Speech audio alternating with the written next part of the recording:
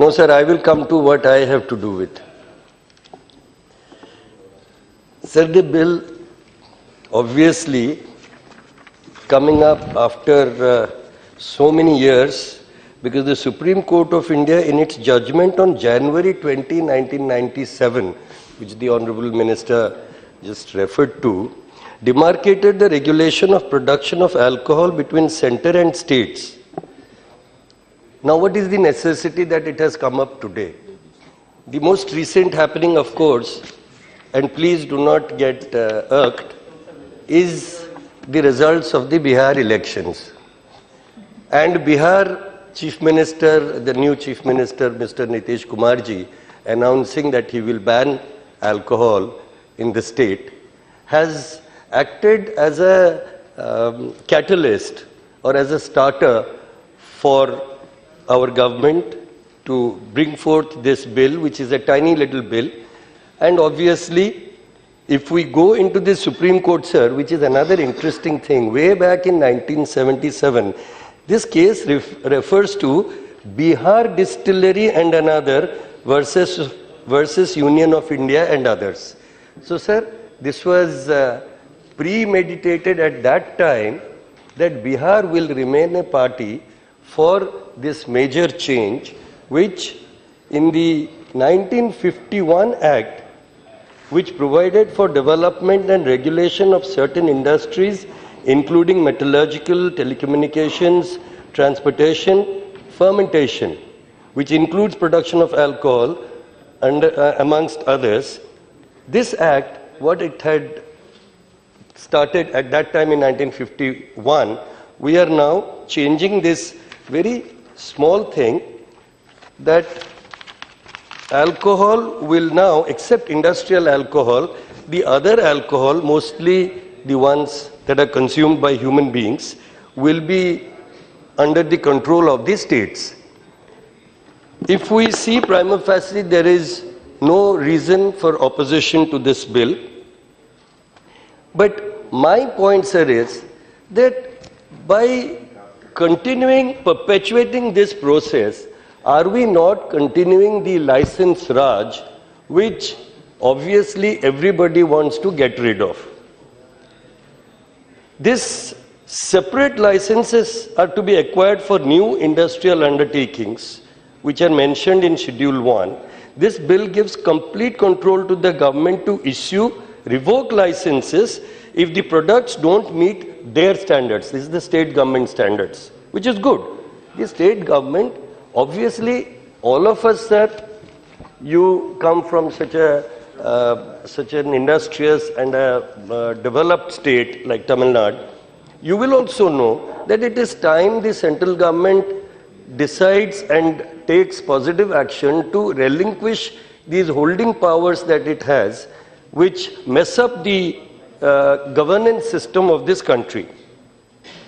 But, sir, there is also another suspicion that first is that the ban by the states, has it really helped the states in controlling the consumption of alcohol? We have a bright example. We always, all of us, given an opportunity, look at models. Which models, sir? I'm talking about state models. And in this instance, the model is obviously the brightest model in the hemisphere today is the Gujarat model. Gujarat has been a dry state, as far as I know, I think from 1960, from 1960 till date. But the story in Gujarat is very interesting. Anybody who has traveled to Gujarat, if they do not get swayed by all the publicity that our colleagues in the treasury benches are now propagating, and actually look at the state, it is still having intense poverty, except pockets of flashing prosperity. It has intense poverty all over the state. And coupled with this poverty, this ban on alcohol has actually damaged the economy of the state and of the people. What is happening in Gujarat is that at every street corner, every bend of the road, you have a hooch dealer, you have a tout, you have somebody And all you have to do is call up that number on the mobile phone, and one can get alcohol delivered at home, which is not available even in the AAP ruled state of Delhi. So, what is happening today, sir? Alcohol is available in plenty in all the states which have a ban imposed in those states. So, other states which are following suit, I am very doubtful whether they will really be able to handle the mafia that will automatically grow in developing the trade of illicit alcohol. On one side, there will be the mafia, which will have lots of money, lots of muscle power.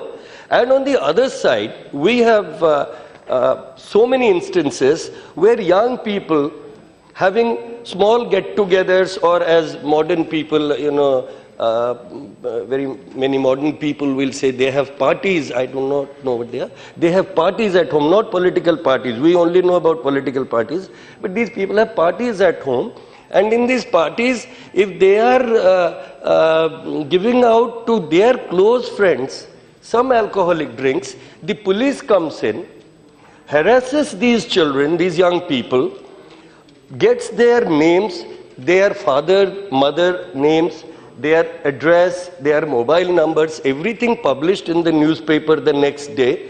And it's a torture of the young people who indulge in very simple private enjoyment in the confines of their own homes. So ban is something that I do not believe has actually helped society anywhere. If we take the case of the US, where there was a ban imposed from 1920 to 1933, it was a nationwide constitutional ban. Yet, if you know the blues numbers, if you hear any of the songs or poetry of that era, all of them are stories of sadness and are stories of heart-rending stories which tell you how families had broken up, how the mafia tortured people, how people were harmed by these bans. So, per se, I support this Industries Development Regulation Amendment Bill 2015. We do not oppose it. But it is also the bounden duty of the central government to advise states and to assist them that they should not impose bans on alcohol, and if they do, then we have to set up a system in the neighboring states that alcohol also is not available for import into those states which have imposed the ban on alcohol, which will eventually be based on the potable alcohol. This is POTABLE, potable alcohol, which you are handing over as a responsibility to the states. I will, like the Honorable Minister of Parliamentary Affairs said, I have no interest in alcohol, and I am a person opposed to the alcohol lobby. I think it harms the health and it harms the thinking process of the youth. So I am not supporting alcohol in any way. But on the other hand, sir, in my villages, when I go to my constituency, people, old people, venerable people, they used to smoke marijuana, they used to smoke natural marijuana. And today, by imposing ban on natural substances which people have been using for ages from the time of Lord Shiva or maybe earlier than that, we have actually forced a lot of these people to move on to alcohol. Sir, bhang was a very common intoxicant in a holy city of Puri. You could get it on the roadside, it was available legal. When in Varanasi also. And when you have made that illegal, it has been replaced by alcohol. And sir, if you see today, the crime rate, the number of rapes, the number of burglaries, the number of violent incidents, and even what we have heard during the Bihar elections, we have heard that one of the strong parties which had very high hopes of forming government in Bihar, that distributed, I'm not naming any parties, that distributed alcohol in truckloads to people. People drank the alcohol merrily, spoilt their health, realizing that it is bad for them and that these people are giving them bad stuff, they voted elsewhere. And we saw the result. So, sir, I would suggest that alcohol, if at all it is to be banned, it should not be piecemeal, it should not be only in Bihar, it should be widespread, and let people live a natural life. And I thank the minister for handing over powers to the state government. I would suggest that the central government in totality should look at all the laws and should try to relinquish too much of rein holding and allow states to develop their own policies, to develop their own abilities and their strong points. And the central government should only be a mediator or an arbitrator. It should play the role of a mediator and an arbitrator, not the role of a big brother governing from the top, and allow states to prosper.